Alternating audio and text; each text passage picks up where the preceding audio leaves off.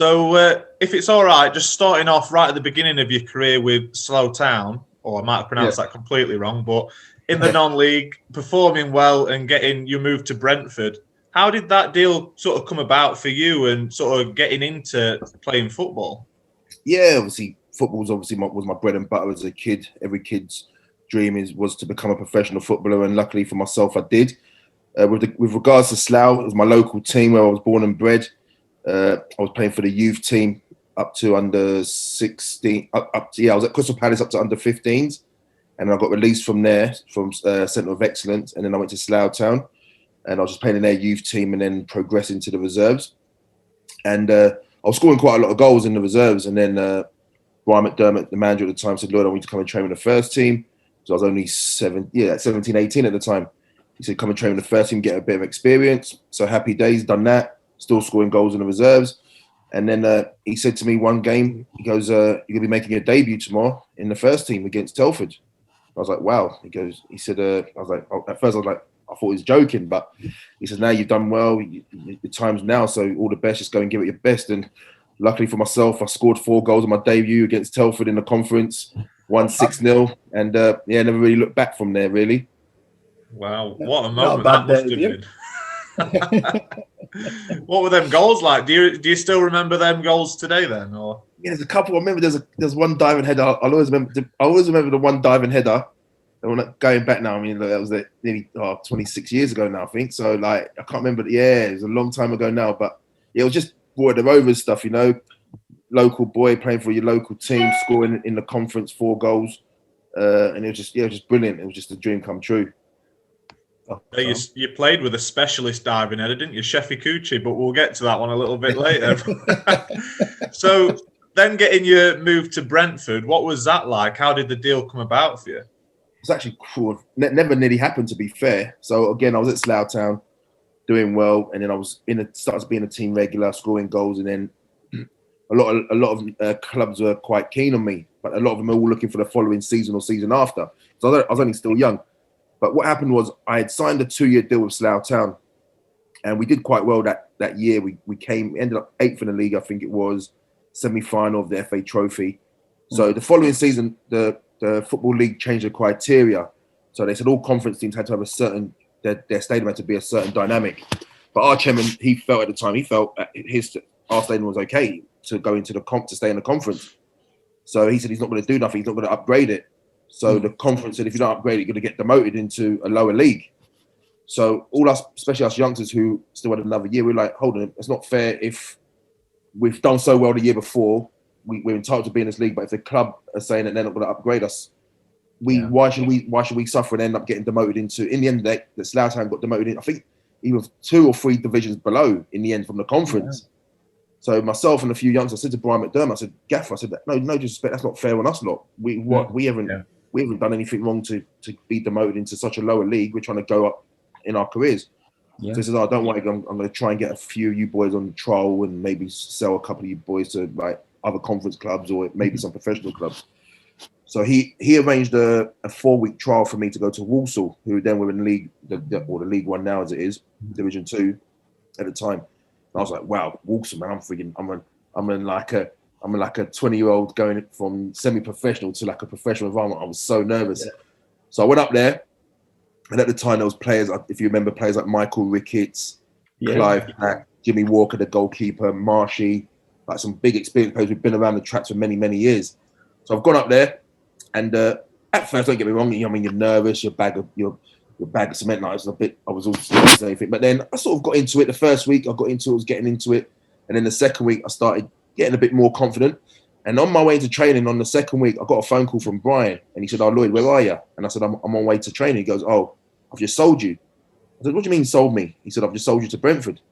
I went, "Yeah, whatever, Gaffer." He goes, "No," he said, "I've sold you to Brentford for 25,000. I was like, "Serious?" He goes, "Yeah." He goes, "Go and tell Ray Graydon, who was a manager at Walsall at the time, just go and say to him, thank you very much, and you appreciate everything, and then obviously you've got an opportunity." So I went to the training ground, saw Ray Graydon. I said, "Look, Ray, I guess Brian's phoned you. There's an opportunity for me at Brentford." He said, "Oh, look, Lloyd," he goes, "we want to see you for another couple of weeks, but you're doing okay. But if you've got an opportunity, I wouldn't want to stand in your way." Yeah. I rushed back down the M6 back to Slough. I met Brian at my mum's house, and then me and him drove to Heathrow Airport because Ron Nodes, may he rest in peace, and Ray Lewin and all the rest of the Brentford players, they were going to La Manga for pre-season training. They were flying out there, so I had to meet him at the airport. So I met him at the airport, and at the time I had this agent called Lanry Oakey. Oh mate, he was a nightmare. So what happened there? I called Lanry. I said, "Look, Lanry, Brentford." He goes, "Yeah, I've heard that they've bought you." I said, "We need to go and sign this contract." He goes, "Okay, I'll meet you at the airport." So he's come from Holborn in London, met me at the airport with Brian, and then myself, and then Ron and Ray Lewin. So Brian's actually left us alone now, just me and my agent.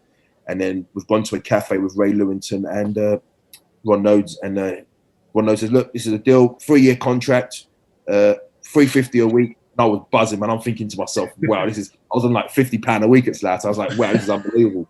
£1,000 a goal. And I was like, wow, this is like dreams come true. And then Lanry, the agent, he looked at the contract and went, "No." And I said, in my head, what does he mean, no? This opportunity to become a professional footballer. He goes, "This offer is derisory. My client's not signing this offer." I said, "Lanry, I need to sign this offer." One Nose goes, "If you don't want to sign it, we're off. Don't skin up our nose." So at the time, I had a mentor called Danny Bailey, who was at Slough Town when I was a kid as well. So Danny was like a real mentor to me. So I said, "I need to call Danny, man, because I can't be this deal can't be going. I've got to take it, man." So I called up Danny. I said, "Dan, you best please tell Lanry," because Lanry was the one. Danny introduced me to this Lanry guy. I said, "You best tell this Lanry to let me sign this deal, because boy, otherwise one knows is taking it away from the table." So Lanry spoke to Danny, and then Lanry said, "Oh, if the player wants to sign, he can sign." So anyway, I ended up signing. Next thing when I signed, I fucking got rid of it. Excuse my language. Got rid of it. Gave it my tic tac, mate. I was never, you know what I mean? I was like, great opportunity, 3-year contract as a professional footballer. I was like, yeah. So no, yeah, I signed the pre-agreement.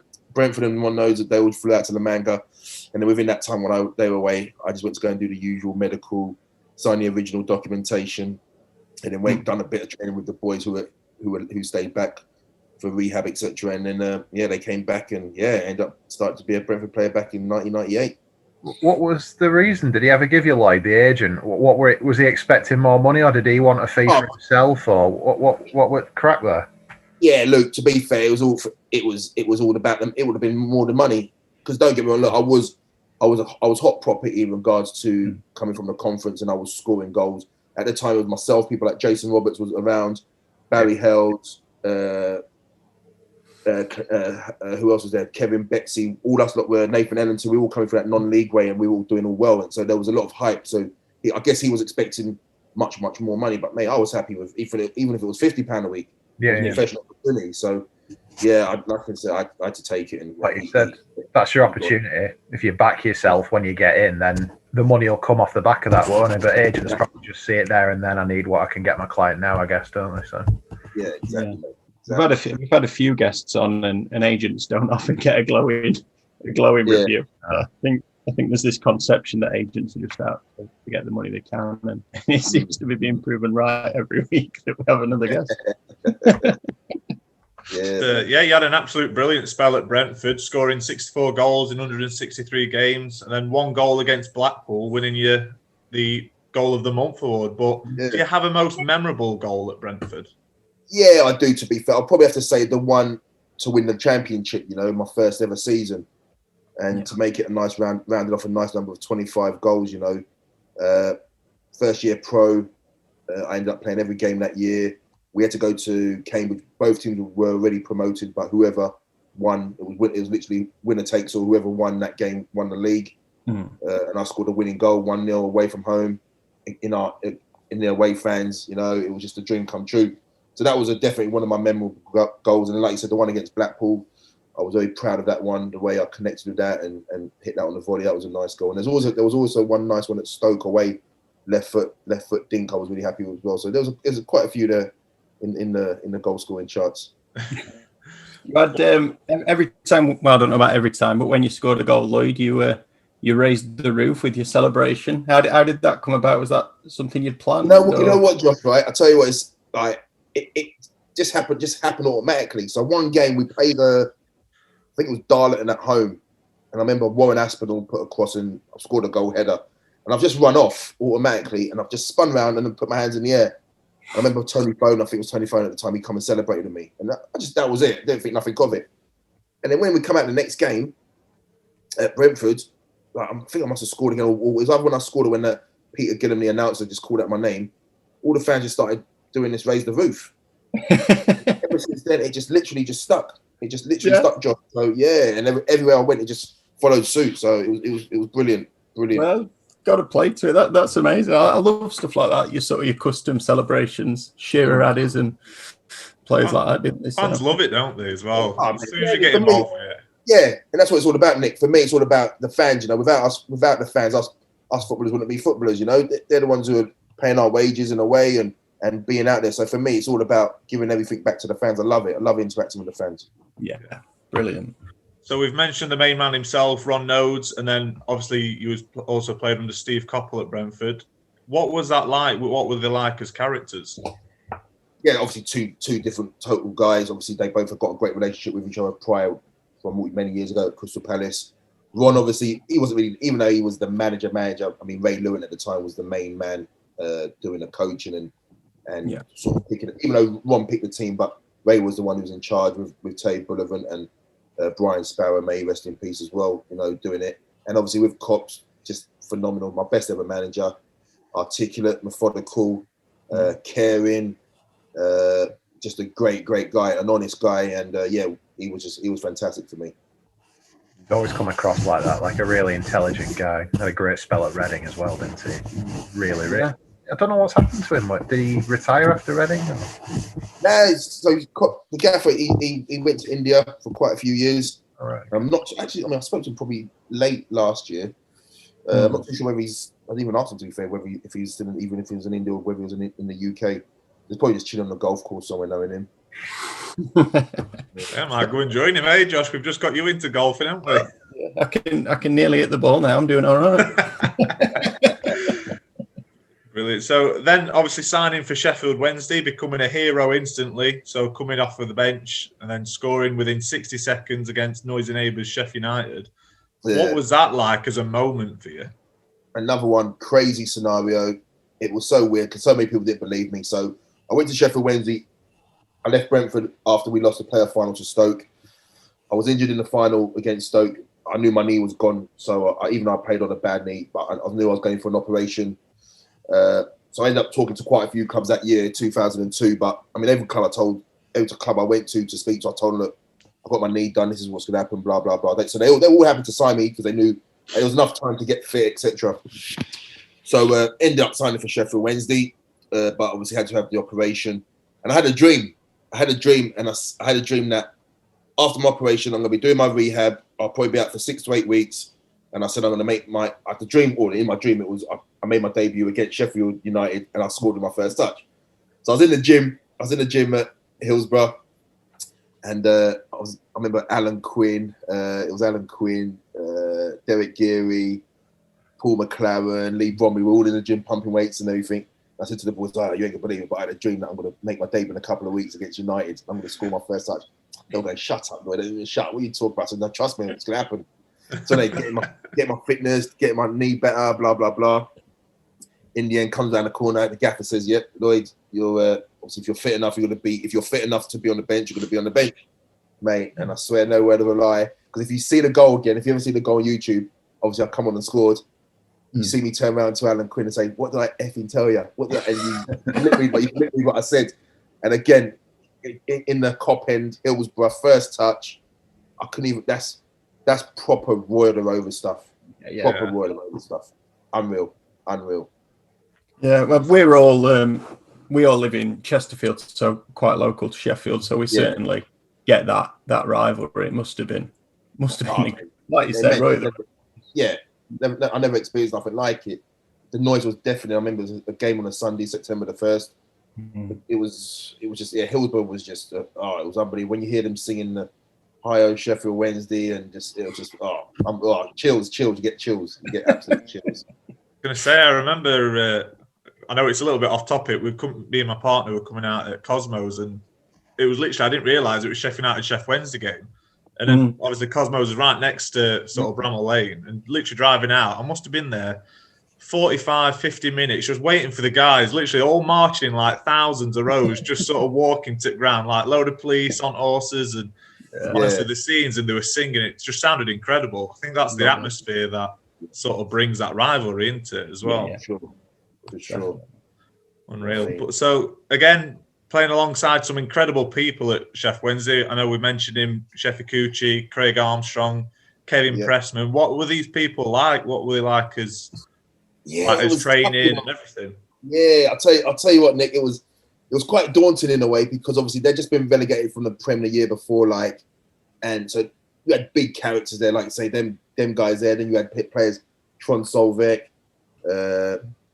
Simon Donnelly, Phil O'Donnell, maybe rest in peace. Who else was there? Gerald Sabon had been there. Sabon, for example, great player like Kevin Pressman. These are names who've been in the Prem and been, international players.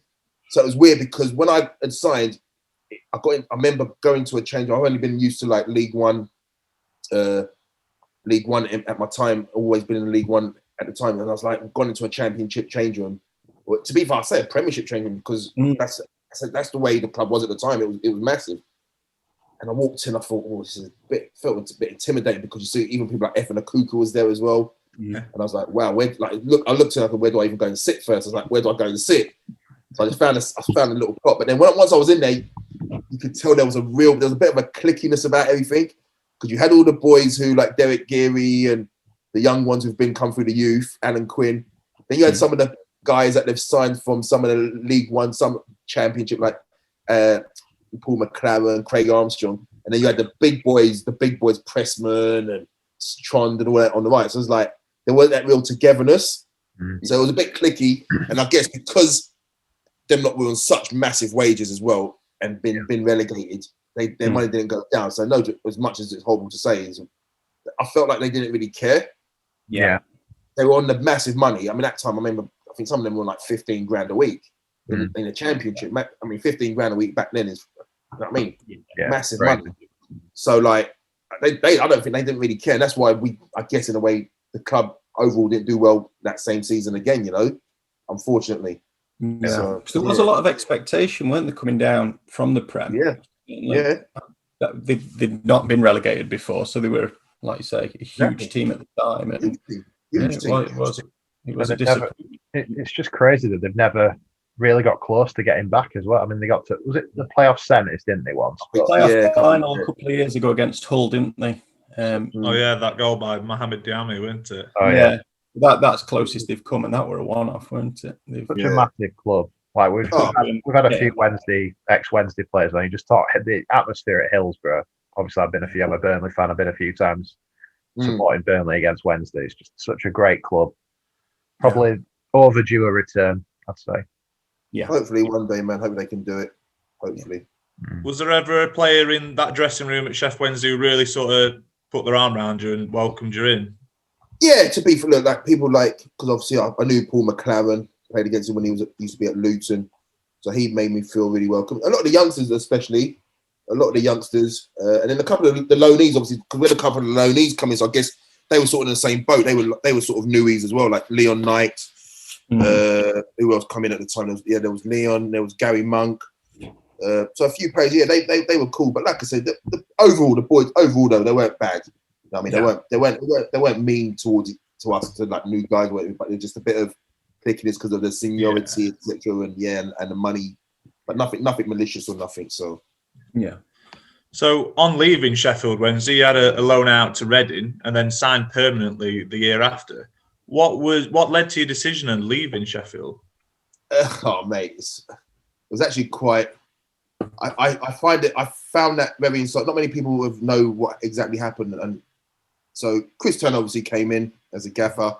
Obviously, gaffers have who they want to play, which is fair enough. I started off the season. I think first game of the season, I scored 2. I think against Swindon. Started off all right. Started off well. Then I was scoring goals, and then I was out of the team, and then I came back in the team, and then we played Wickham live on Sky, and I scored the first, set up the second, and then got interviewed after the match, and Alan Quinn got man of the match, and even Quinn said, Lloyd should have got man of the match, blah, blah, blah. That was cool. So happy days. We won the game. 2-1 we won. Come the following game, I think it might have been. I'll tell you what, Luke. I think we might have even played Burnley the second game. So we played Tuesday night down at Wickham, and then on the Saturday we played Burnley, I think it was, and I was on the bench. I'm thinking, if I'm not mistaken, I swear I had a good game on Tuesday night. So when I was on the bench, I think might have come on late in the game. So on the Sunday, we lost the game as well. So on the Sunday, he got us all in. So all the boys are training. I'm trained. Started to walk out, and then I thought to myself, you know what? I need to go and see him. I want to go and see him and ask him why I weren't playing the day before. So I got into his office. I knocked on the door. He sat at his desk, and then Colin West was in there as well. And mind you, though, I mean, I get all my gaffers. Even if over the years I've not had sort of eye to eye with him, I still have respect for him, full stop. So that's one thing I always say when I do these podcasts. All the managers always got respect. But anyway, Danny Bailey used to always tell me, if a manager gets you in his office and he can never sit in front of you face to face, there's something wrong with a manager. So he got me in his office. He's sort of sitting in his chair that he's told me to sit on the side of him. So but I'm facing Colin West. So Colin West is the assistant. I'm facing Colin. Gaff's on my left of me. So I said, Gaff, I just wanted to find out why I weren't playing. And I don't know whether he knew I was coming, but he pulled out a piece of paper out of his desk, right? And he read down a list. He goes, "This is why you never played. You're not fit enough. You don't score enough goals. You don't work hard enough." And I was just like gobsmacked. I was like, "What game were you watching on?" He goes, "That was just a one-off." I went, "Mate," I said, if I'm not mistaken, even for my goal ratio for game to goal, wasn't bad at the time. Yeah. So, and that was it. So I was fucking living. So I've gone out in training, right? And I've gone out smashing everyone. I just lost bed. And then he goes to me, then he turns, and then after training, he goes, "That's what I want. That's what I want." Want the reaction out of me. He goes, "That's what I want to see on the pitch. You being like that." So that was that. So from there, we sort of clashed. So we played Brighton away, and obviously Cops was at Brighton at the time. So Cops, obviously, I always go and see him because he's my favourite gaffer. So he called me in his office when I got there. He goes, "Oh, come and say hello, Lloyd. So just have a quick tea and blah blah." He goes, "Oh, I've seen that you've not been playing." I said, "No, I'm not even involved, gaffer. I've just been on the bench, brother." He goes, "Oh, would you want to come on loan there?" I was like, thinking, "Yeah." I'm buzzed. I was like, "Yeah, I'll be buzzing to come here down, not far from mum and dad as well, down in London and everything." So he goes, "Okay, let's see how this game goes today." And then he goes, "I'll touch base with you Monday." So anyway, played the game. I can't remember the score of the game anyway. And then on the Monday, his phone goes, "Yeah, we're just trying to sort out this loan. We're trying to sort out a loan deal for you." So anyway, I've gone into the change room on the Tuesday. I started boasting to the boys, "Yeah, looks like I'm going on loan to Brighton, blah blah blah." And then one of the boys goes, "Lloyd, you see Sky Sports News?" I went, "No." Cops has left. He's gone to Reading. I'm like, "What the?" So he's left Brighton in League One, gone to Championship. And I'm like, "Oh mate!" And then there was me boasting, thinking I'm going to Brighton. So I couldn't, but I was pissed now. So 1 month's gone by. It's about October time. Then November time gone past. I'm still at Sheffield Wednesday. Then I get a phone call. "Lloyd, Stevie couple here. Come on loan to Reading." And I was like, "Yeah, who's?" I said, "Who's winding me up now?" I said, "Who's one?" I said, "No, Lloyd, it's serious. It's Steve." I was like, "Serious, gaffer?" He goes, "Yeah." So this time I thought, you know what, I'm not going to say nothing until it happens. But then Brian McDermott phoned me, because Brian McDermott at the time was the chief scout. So Brian phoned me, goes, "No, Lloyd, it's all sorted. It's all sorted for. We've spoken to the secretary. You're coming. Yeah, you're signing for us on loan. So you have to come back down." And it was actually Christmas. So I drove back down, and I played on Boxing Day against Wimbledon, I think it was. I was on the bench for Reading straight away. On the bench, come on. I think we lost that game as well, 3-1. And then, signed a 3-month loan. And then, luckily, like you said, Nick, turned into a permanent. So, it was a blessing. It was a blessing. But like I said, I don't regret nothing that happened at Sheffield. I still feel like I could have really done something there, but at the end of the day, that's football, swings and roundabouts. You've got to do what you've got to do to play regular football, Okay. Indeed. Do you notice that comes full circle quite a lot? Because obviously you've worked with Brian McDermott before, you've worked with Steve Coppell before, and then obviously you've sort of gone full circle and you've gone back to Brentford as well. So do you notice that happens quite a lot in football? People always sort of tend to work with the same managers. Man, I guess it comes down to how you are with a manager. If you are one as a good person, full stop, if you're a good person, full stop, and the managers know what kind of character you are, you're a good character, and they like you, they'll always remember you. Yeah. So when a gaffer, i.e. Cops, will go to another club, and if he's looking for a striker, one of his first perceptions might be, you know what? I remember Lloyd Owusu when he was with me at XYZ. This is what he done for me. So why would I want him there? Because I know what he'll do for me. So that's how I see it. That's how I've built relationships over the past with all the managers I've worked under. So yeah, with Cops again, like you say, Brian McDermott was chief scout. Brian knew me from a kid. Brian knew me as a kid from Slough Town days, because he's a local Slough boy himself, and then he brought me through Slough Town, and then always kept in contact. So yeah, it was a blessing to work under them guys, and yeah, it was good times. So one question that we've actually got for you, and I think we're going to enjoy this one. So from Reading, you've gone back to Brentford, and the manager at the time, Martin Allen. Yeah. What was he like to play for? Oh mate, so Martin. So at Reading, I was playing at Reading, and then a couple of times I was in and out of the team again, and then I was had a reserve game. You know, after the game, I got to my car, and there was a note on my car. A note on my car. I opened up this note. I thought it was a parking fine or something. So I've opened up this note, and it goes, "Your club needs you." So I'm thinking, what the hell? Didn't think nothing of it. Just threw the paper away. So that year, so that season, I was in and out of the team, and then Cops, fair play to him. Like again, I love a guy who's honest. He said, "Lloyd, the following season, I still had another year left on my contract because I can't guarantee whether you're going to play the following year or not." So, and I said, "You know me, Gaffy, no, it's not for me. It's not about the money. I need to play regular football because I'm getting to a certain age." Mm-hmm. So he said, "If you find a team, whatever we'll probably pay you up a bit here, then you can go and find your team." So anyway, speaking to a couple of teams, and then obviously Brentford come in. It was at first when they said Brentford, I was like, I was thinking, never go back. People would say never go back. Yeah. But anyway, I'll end up going back. But I had to go with my new agent, Les, who was a top guy, still with me to this day, my advisor. We had to go and meet Martin Allen and John Griff, may he rest in peace as well, at Heathrow Airport. Again, but somewhere as a different hotel this time.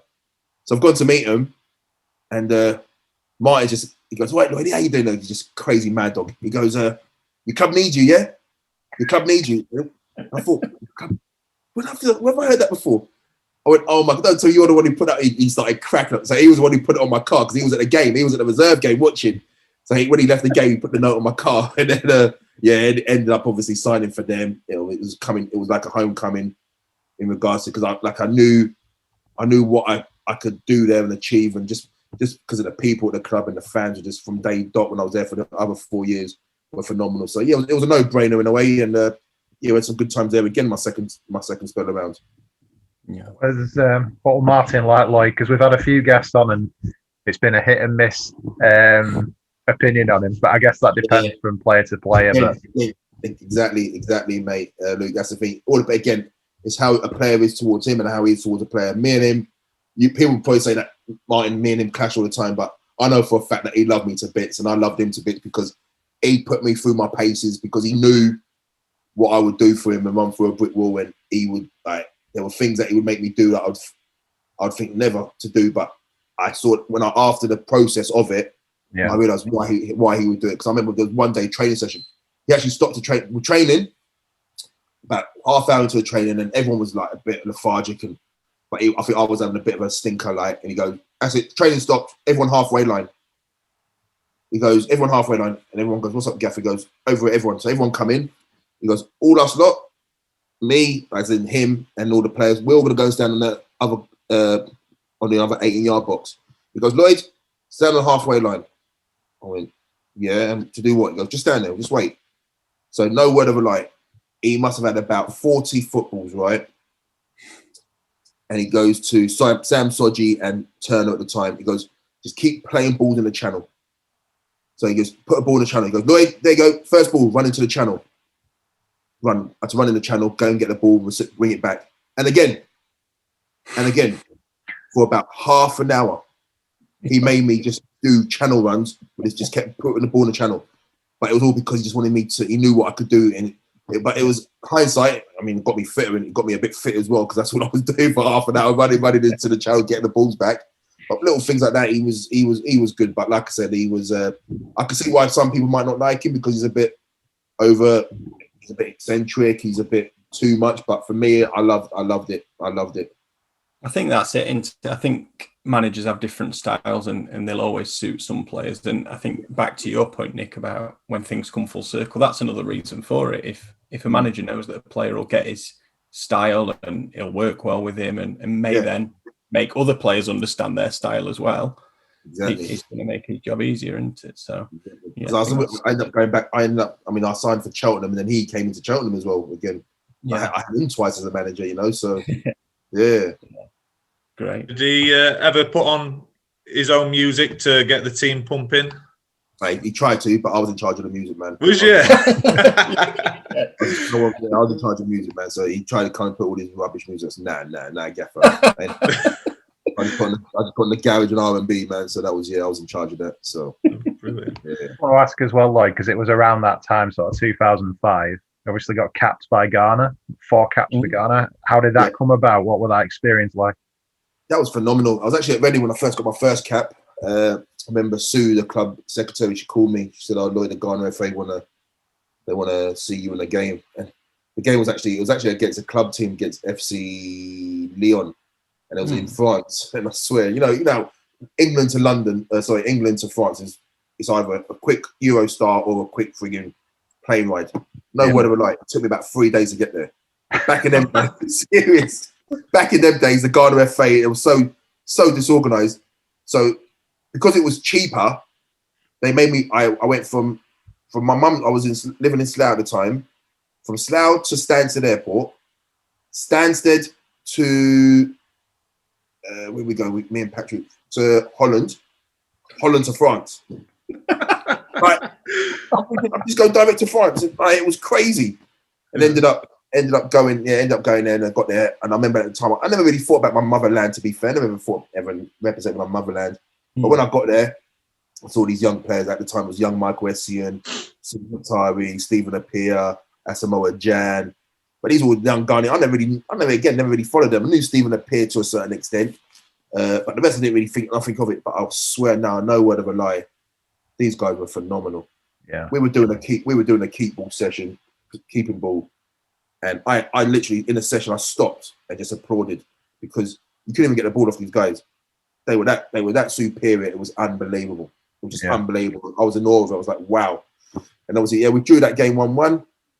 And then, I made a couple more other appearances later on down the track when I went back to Brentford against against Togo, Senegal, and then when I unfortunately done my groin before the Ghana World Cup 2006, FC Stuttgart, we had another club game against them in Germany.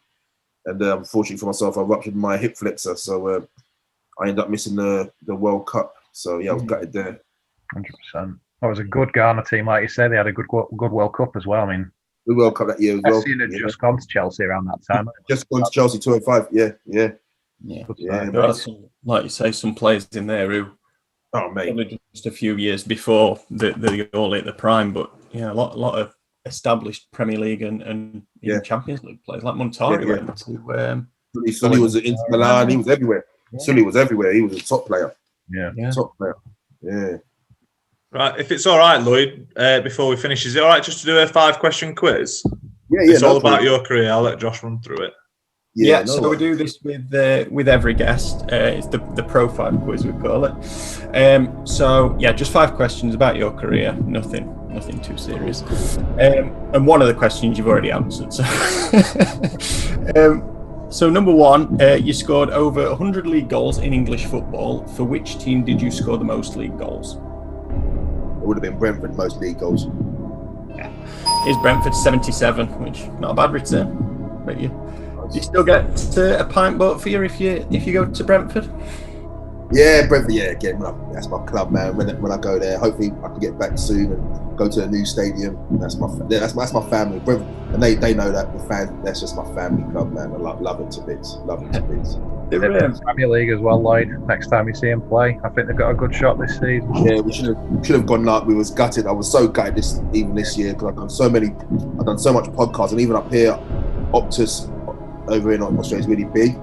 And if Brentford had gone to the Prem, they had so much opportunities for me to be doing quite a lot of work, and I was gutted when they lost out to Fulham.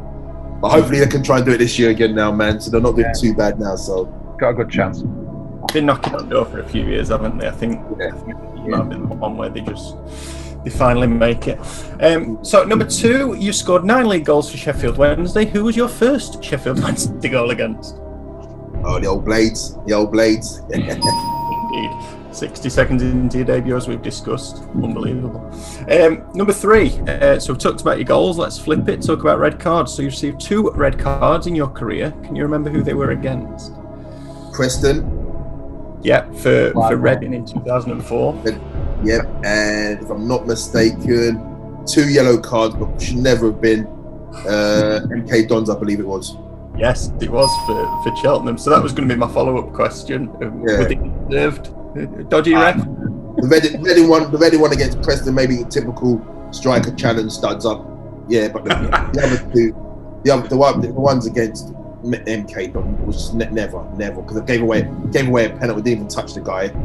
So I must have got booked for something else, but then and he reckons I didn't even touch the guy in the penalty. It was embarrassing.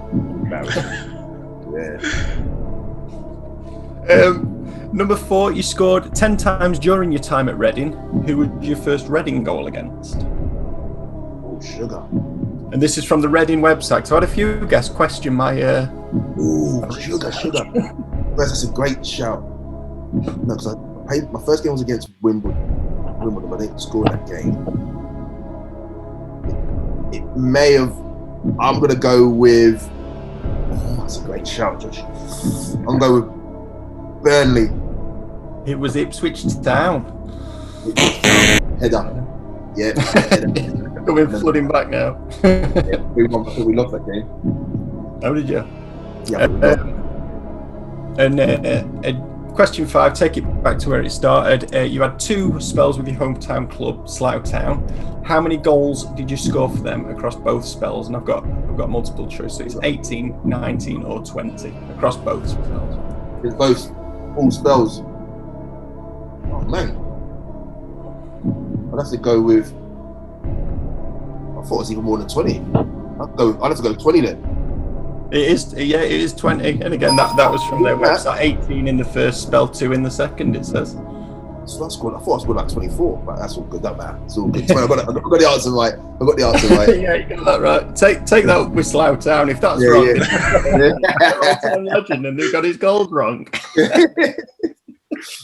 Cool. Yeah, that's 4 out of 5. Brilliant, Lloyd.